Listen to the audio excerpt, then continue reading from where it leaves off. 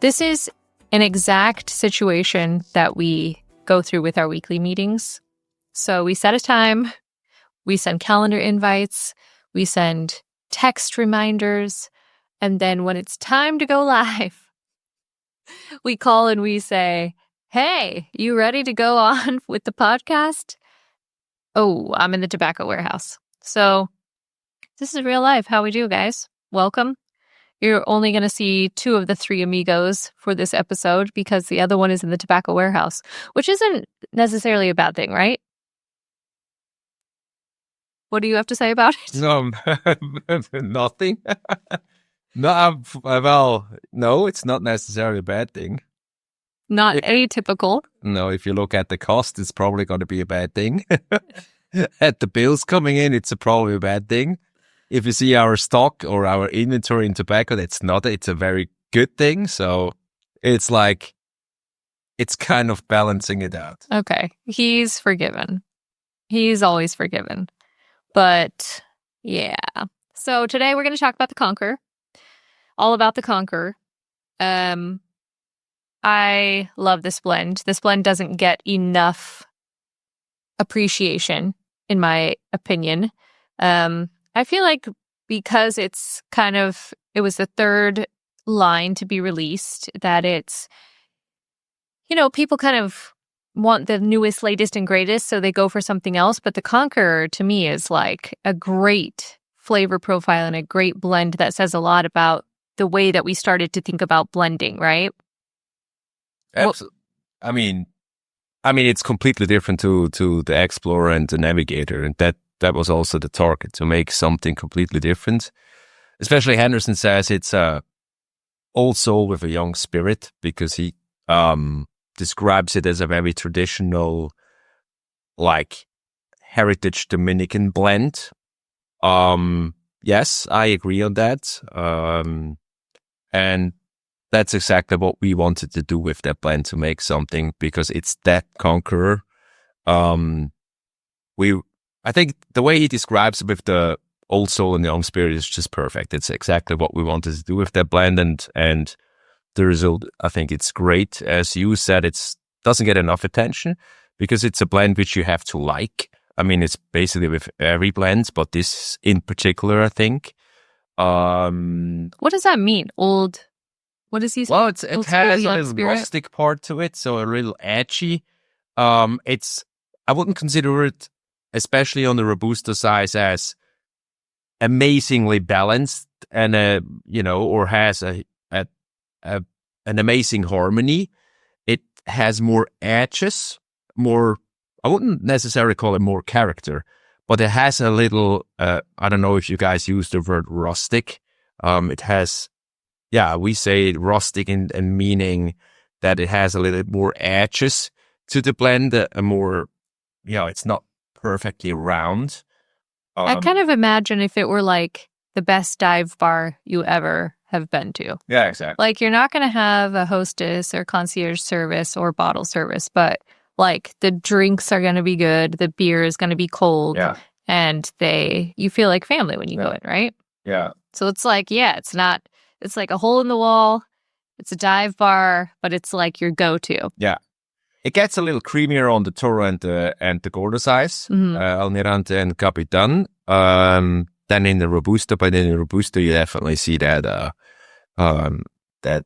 edginess, which is within the blend. Yeah. I know we always talk about the blend first. Obviously, that's the most important. That's where everything starts from. And I really can appreciate, and I think our fans do appreciate the fact that we really do make each new line a completely different flavor profile, completely different blend. But yeah, I will say I am by far not a Toro girl, but the Toro in the Conqueror is my favorite Toro in the entire ADV lineup. Why? Why do you think that is?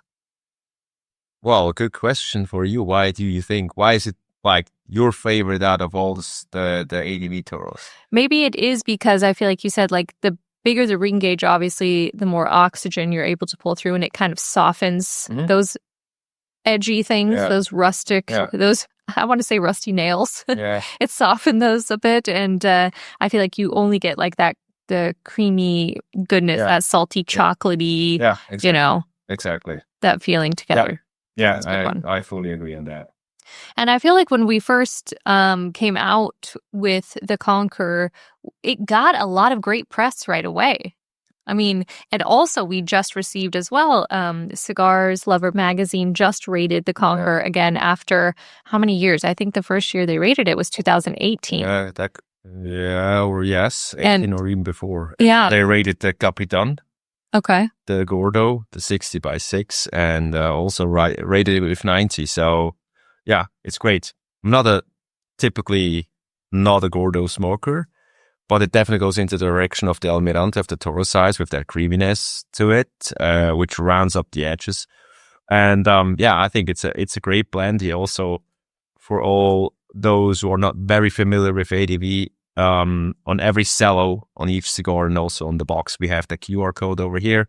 You can scan it, and there's a video popping up from Henderson and me explaining the blend you were smoking. So it's also something. So cool. Yeah, very cool. Yeah. Yeah. Also, speaking of like these kind of features, and we also, with that cigar, or the box of that cigar, we won our first packaging award. We received another one with the talking box of Barbaroja, but that was the first one because it looks like a boat. And that was actually funny when that rating came out. It was live, and there were all the nicest humidors from the Cuban cigars, like carrying like 50 or 100 cigars, that like handmade wooden humidors, and then our boat, our regular box. It was actually the only box which was within a regular line. It was not like a limited edition or a special edition or a huge humidor. It was a regular box out of a regular line, and that to me was really outstanding, even though Henderson was very, very hard against that box because it was basically just too heavy with that wooden part in the front of that box, which makes it look like a boat. Well, he can't say much about it now, can he? No, absolutely not. Not even here to say anything to it. Yeah. It's good that we're talking about that now. So otherwise he will come up again. Oh, it's too heavy. No. But it's great because he always also said, oh, it's too heavy to ship, and also it's kind of like difficult for the retailer because the retailers, especially in the US, they always have these kind of steep shelves. So, and there's not necessarily a nice way to put that box on that steep shelf. You had to actually present it in reverse. So, and the whole effect of presenting it as a boat would be gone. And I told him, look, that's not a box I would like them to put on the shelf. That's a box I would like them to put in the middle of the humidor, of the walk-in humidor. There's going to be 100% a table, and on that table, I want to see the Conqueror. And that's exactly what happened. Cool. And if you tilt your head to the right or left, tilt, you can see the boat behind you. Yep. There she is. Yeah, this was a cool thing. And I think a really big surprise. Like, I don't think we knew for like how long that we even won this packaging award. And then somebody's like, hey, did you guys see? We were like, what? Yeah. Yeah, that was great. Yeah, absolutely. Kudos to you for that design. And I know that took the box producer like a little bit of time to think, how can we like hollow it even more to make it not so heavy? Yeah. But basically, it's just a slide lid box with the shape of a boat in the front. Yeah. So, yeah. Pretty ingenious. Cool. And what else? What flavor profile wise would you say like the first thing that you get from the Conqueror? It's dark chocolate, and that dark chocolate with a hint of salt, which especially within the Almirante, it's just something which always brings me back to that cigar. To want to keep smoking that cigar. Just had one 2 days ago.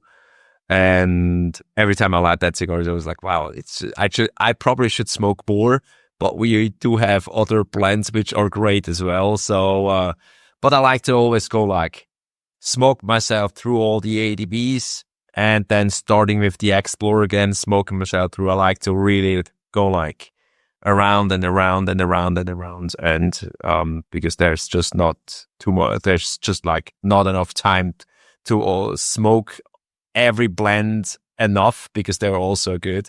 But especially with the Conqueror, when I come back to the blend every time, I think, hey, I need to keep smoking that more often. Yeah.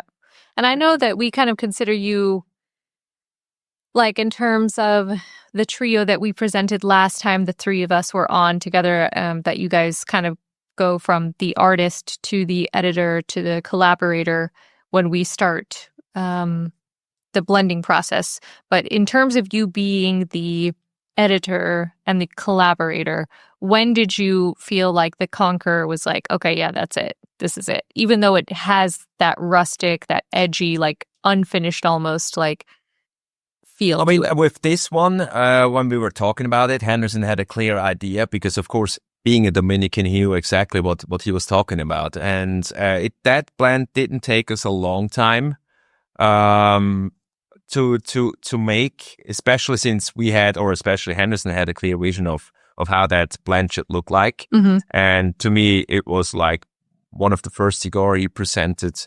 There was not a huge layout of different kind of blends. He just came along with that one, and that was like, we were both like, oh yeah, that's exactly what we were talking about. That's exactly the intention we have with that line. And yeah, then we launched it.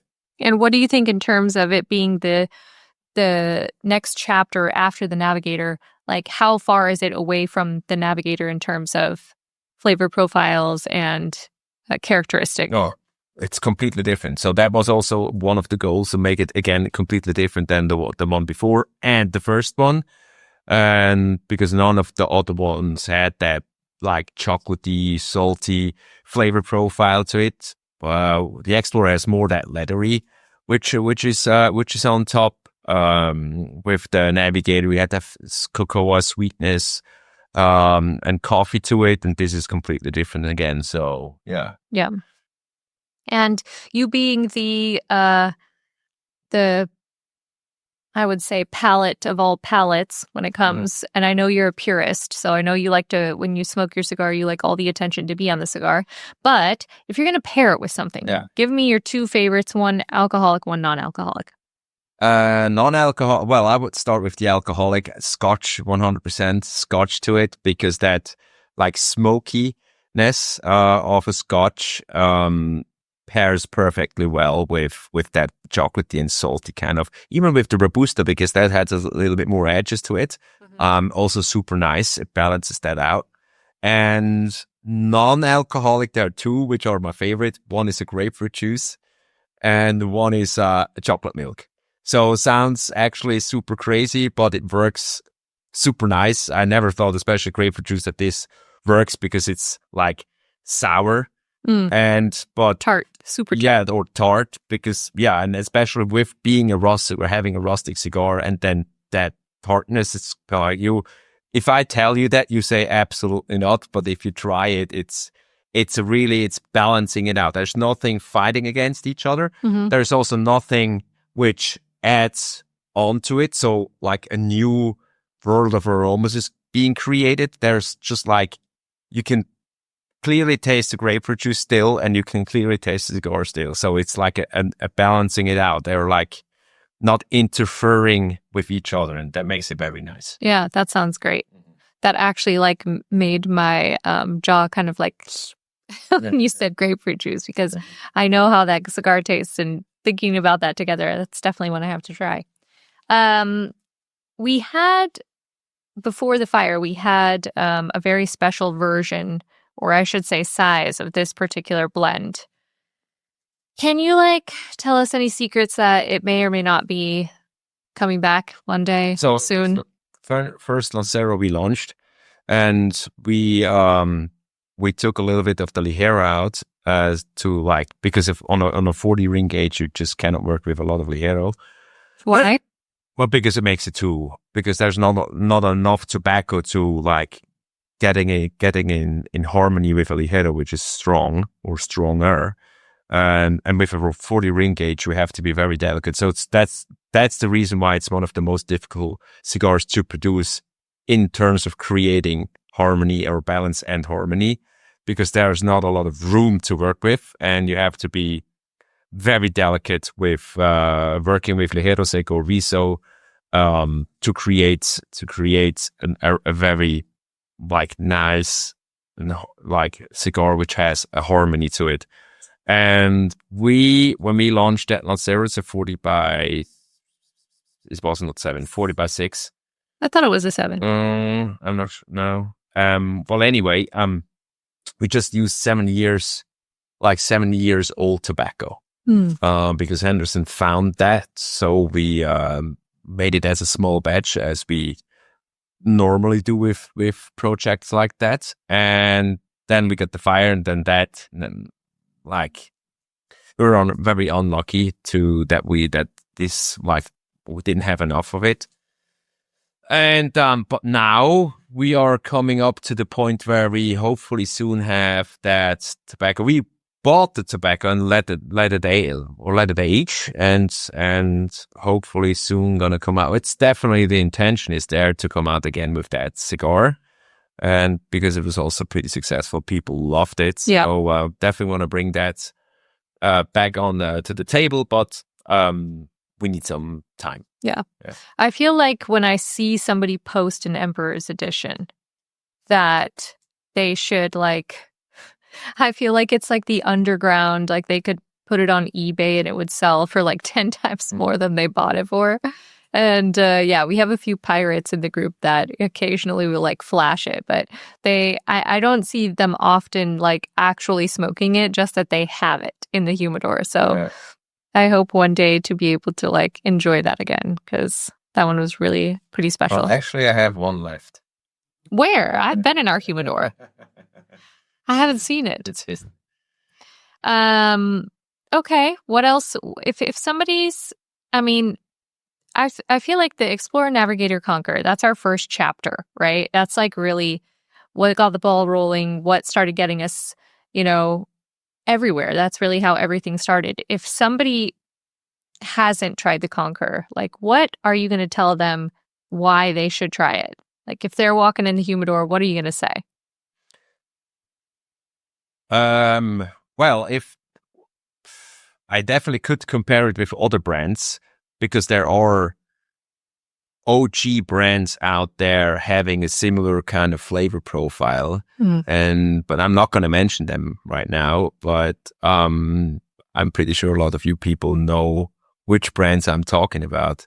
And if you want to have something similar with that flavor profile, also young spirit, then you should try that cigar. It's exactly the point where I would recommend that blend.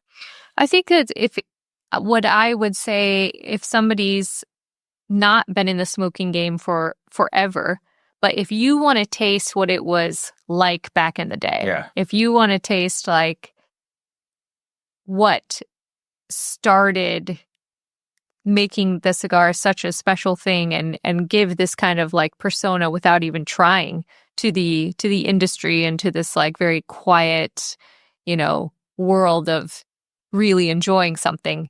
The Conqueror is one to like a nod to the past, but also like, let's show you where we can take it, like how to push boundaries to move to the next kind of phase and realm. So I do love this cigar a lot, but I'm really hoping more people do pick it up and try it. Again, I know everybody's excited about all the new stuff we've got coming out and all the stuff we've been blending lately, which I agree has been really great. But if you want a little bit of a nod to the past and kind of like where it started, where it's going, and that pivotal moment that it started to go in a certain other direction, the Conqueror is like the fork in the road. Yeah, absolutely. Cool. What else you got to say about it? I'm going to smoke it tonight. That's what I'm going to say about it. Always smoking our inventory. Well. Yeah, I agree. That's a good one. And are we also going to have a scotch with it, or are we going to do chocolate milk? I'm going to probably smoke it pure or solely. Shocker. Yeah. Okay, good. Well, a bit too early within the week. What? For having a scotch. No, I like to push I like to push the spirits to the weekend. I like spirit every day of the week. We in high school in the US we have things called Spirit Week, Okay. But it's not the same as what we're discussing, but it still gives you a good indicative of how things can go. Good. Okay. Well, this is going to be a quick wrap up on the Conqueror coming to you guys. And stick around. We've got all the other blends coming out, and we're for sure going to get Henderson back in here out of the tobacco warehouse and on the next couple of episodes. So thank you guys so much for joining us. And we always say, may your pause. What do I always say? Yeah. Moments. Oh, yeah. Cigar smooth, moments intentional, and perspective ever fresh. Okay. And so thanks so much, Mr. Knoble, for joining me on this podcast. You can send your invoice directly to my secretary, and we will get that processed as soon as possible. Thanks. But until the next episode, we always like to say to everyone, may your cigars be smooth, but in the case of the Conqueror, the right kind of not smooth. Your moments intentional, and your perspective ever fresh. See you guys on the next episode.